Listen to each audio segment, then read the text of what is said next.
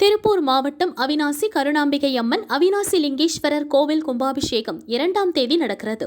இதற்காக 500க்கும் மேற்பட்ட பக்தர்கள் கர்நாடக மாநிலம் தலைக்காவிரி சென்று தீர்த்தம் எடுத்து வந்தனர்.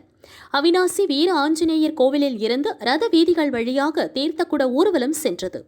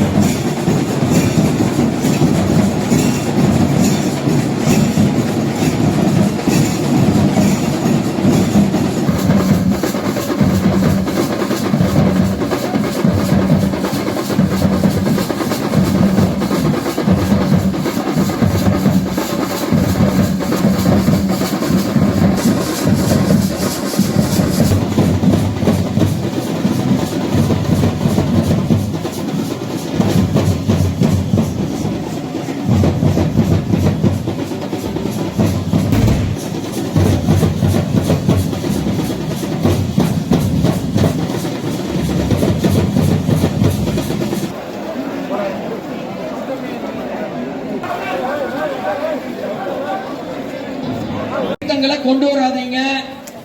தலைக்காவிரியிலிருந்து வந்த நம்ம தீர்த்தம் மட்டும்தான் வரணும். வீர தீர்த்த மகால் மங்கள ரோட்ல ரோட்டரி மகால் இருக்கு, அங்க உணவு ஏற்பாடு பண்ணிருக்கு, அங்க போய்க்குங்க.